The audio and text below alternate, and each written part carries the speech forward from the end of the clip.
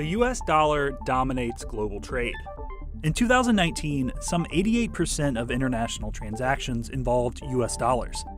No other currencies came close. That gives the US extraordinary power over nearly anyone who imports or exports anything anywhere.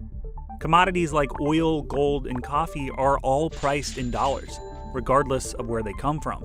But this clout has long frustrated America's rivals, making them vulnerable to US trade sanctions.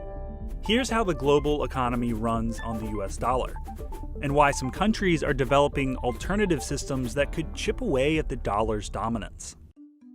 The dollar came to dominate trade after World War II. The US was the biggest economy in the world. Other countries were trying to rebuild, and the dollar, it was stable and plentiful. In 1944, a conference of 44 nations agreed to peg their currencies to the US dollar, while the dollar itself was pegged to gold. As global trade grew, so did the use of the dollar to conduct the world's business. Even after the United States abandoned the gold standard in 1971, the dollar remained the world's currency of choice. The world has gotten used to doing business in dollars because it's just easier than doing business in any other currency. The dollar is incredibly liquid, meaning it's easy to buy and sell things all over the world. The US banking system is very efficient, and those things combine to make it cheaper for businesses to buy and sell in dollars. Here's how a typical international transaction works in US dollars. A Canadian lumber company sells boards to a French home builder. The buyer's bank in France and the seller's bank in Canada settle the payment in dollars via correspondent banks in the United States. These correspondent banks have accounts at the United States Federal Reserve. The money is transferred seamlessly between these banks' Fed accounts because their status as correspondent banks means they are seen as safe counterparties. The United States says the use of these correspondent banks means every transaction technically touches US soil, giving it legal jurisdiction and compelling foreign countries to abide by its laws on money laundering and corruption. After 9/11, the US used the power of the dollar to advance its foreign policy goals. The idea was to cut out the sources of funding for terror organizations. The US used its control of the dollar to increase surveillance of global money flows and curb financing toward bad actors. It did this by imposing sanctions on its rivals.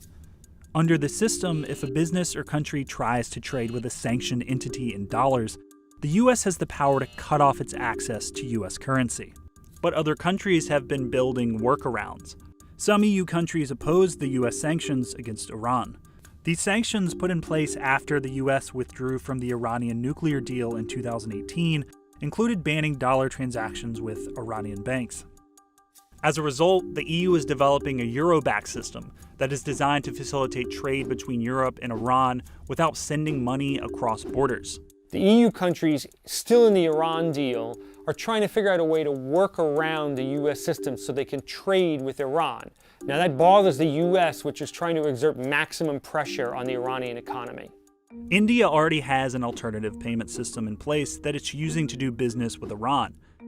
According to a Wall Street Journal investigation, it's been used to facilitate transactions with sanctioned Iranian entities.